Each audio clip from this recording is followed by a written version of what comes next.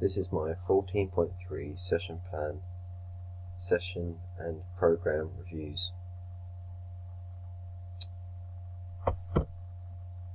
So, to start off with, these are my client's aims, and my client is Tyler Goldsmith.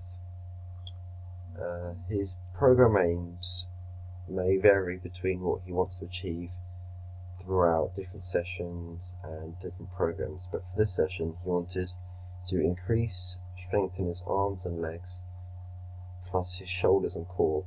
So these are the main muscle groups for his sport, which is rugby. But the specific session aims that he wants to achieve in this one session is to increase core and arm strength. So how are these aims specific to the client? So for the program aims, they're specific to my client as he plays rugby, so increasing strength in these areas would be good for him. So he's able to out-strength players and win over the ball more. So this would be measured by testing him on his 1 rep max and how many sit-ups or press-ups he can do in 1 minute. So here is my risk assessment for the location I'm going to do and for the activity I will do. So here is me and the client completing a parkour for each other, making sure I've got all the correct details for himself and any medical conditions that he needs. So here are some results from our health screening questionnaire that we did for him.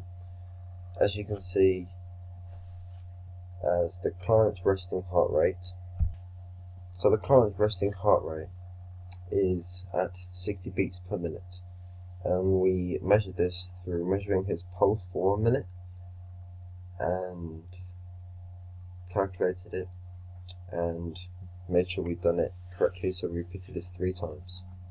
And we compared this to the national average. So the national average for his age is 49 to 55 beats per minute. So his is on the higher side. So this could suggest that he's a little unfit for his age and may need to be able to do some more fitness to lower this. He will do this by doing cardiovascular exercises. So his resting blood pressure is 117 over 70, and the national average is 120 over 80. So again, it's a little bit low, but this would be expected because he's got a higher heart rate, and so this would be affected by his heart rate. We tested this through a blood pressure monitor and repeated it 2 or 3 times just to make sure we got a good result. So the peak flow. So to test his maximum lung capacity, maximum lung capacity in 1 breath, we used a peak flow measure to get the result. So he got 550. So and the average is 551. So it's just 1 fraction below the average, but this is good for him as he's a little bit shorter in build. He's a little bit shorter in height, but he's obviously got good fitness. And the client's BMI is 26 over 20, so and the average is 24.2. But this would be expected because the client has a more muscular build, so the BMI will naturally be higher because, as we know, muscle weighs more than fat. So, exercise session contact 1. So for my client's name, as I said, it's Tyler Goldsmith, and the activity will be doing a training session. So the participant's fitness / skill level, he's got a good skill level. His hand-eye coordination is good because he's a rugby player, so he's throwing the ball, always catching the ball, and he's got a relatively good fitness level, as we've seen for our health screening results. He's got a good heart rate, a little bit higher, but he's got a good blood pressure, good BMI, and a good peak flow for somebody of his age and build. So his medical information, he's got MAV, so he's sometimes getting migraines, which could be affected during sport, because if he's dehydrated, he's going to get headaches a lot more easily than others. But he has no particular needs. He hasn't got anything he needs to do. Exercise session content 2. So, facilities and resources I need to be in the hall and in the gym. If facilities needed, I will roughly use half a badminton court to one whole badminton court for the session, because it's going to be quite a localised session, so it'll be nice and easy. So the resource I need, I will need a bike, a jump box, a yoga mat and some weights. This is the equipment I will need throughout the session. So for health and safety, I need a few considerations. I will warn him of any dangers and make sure that the area around him is clear and there are no hazards around him at all, and there's a good space around him away from other people. So the emergency procedures.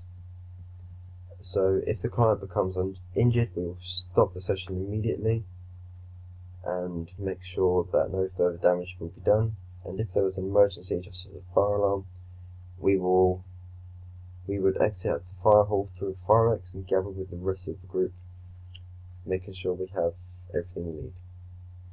So issues arising from the risk assessment I took. So if he fell off the box, this is gonna hurt. If he's gonna hurt him, so it's important for me to keep an eye on him, as it is quite a high risk. Because if he fell off, he's gonna injure himself, and this is gonna cause problems for me and the client. So I will make sure I need to keep a good eye on him when he's doing this. So for the warm-up. So what I'll need to do is, to start with, I'll need to explain what we were going to be doing throughout the session, and be motivating, be lively, not all down and monotone voice, have a good motivational voice, and this will make it easier for him. And talk to him if he's got any current injuries, and I will always be calm throughout the session. I won't get angry with him if he can't do this, and keep his motivation up himself. So for the warm-up itself, I'll be doing a 5-minute warm-up on the bike, just to get his muscles and his legs going, and get him cycling at a steady speed. Then to do a more upper body warm-up, he will be doing a dynamic stretch to prevent any injury for 2.5 minutes, ensuring that he does it properly with the correct technique, as if he does it with the wrong technique, he's going to likely injure himself. This would be activity related to the warm-up, so if we'll do like such a rugby kind of warm-up, and I'll use the space around him to make sure he doesn't hurt himself or others. So for the main content, so to start with, I will show him how to do each activity, making sure I show him the correct technique, the correct movements, and anything that I need to talk about his safety, make sure he knows what's going on around him. So his first content will be squat jumps. He'll be doing this for a minute with a 30-second rest with a target of 20. And an alternate to squats will be wall squats, which will reduce the pressure in his knees. So for push-ups, we'll be doing another 1-minute activity with a 30-second rest with a target of 25. And another alternative to push-ups are knee push-ups. So this will take the pressure away from the shoulders and his upper body if he has any sort of injuries in those areas. So lunges. He will be doing another 1-minute activity for 30 seconds with the rest of that with a 15 target. There is no alternative for this. Upward facing plank, same amount of time with a target of 15. Flutter kicks, 1 minute activity, 30-second rest, and a 20 off target. For the sit-ups, this will be a 1-minute activity, as many as you can, no target, with a 30-second rest, But an alternative to this would be the plank. So this is working the same muscles, working his core muscles, and he will do this if he's finding the sit-ups harder. So tricep dips, 1 minute, activity, 30-second rest with a 30 target. Squats with the side leg raise, but if he doesn't want to do that, we'll just go to normal squats with the wall squat, which is, as I said, reduce the pressure in his knees. And then we will do the reclined rhomboid squeezes. These are the 1 minute activity with a target of 20. And then to finish with, we'll be doing slow squats just to keep him going, 1 minute and 30-second rest, and again with the alternative of the wall squat. So all of these exercises are going to be, these are linked into the main muscle groups that he wanted to increase in his activity for that one specific session. So for the cool down, I will be doing a 1 minute jog after 30 seconds with then after 30 seconds I'll slow down, and then 30 seconds again will be a walk, and at the end of that we will be stretching and working muscles that have been used to make sure to prevent injury and recovery.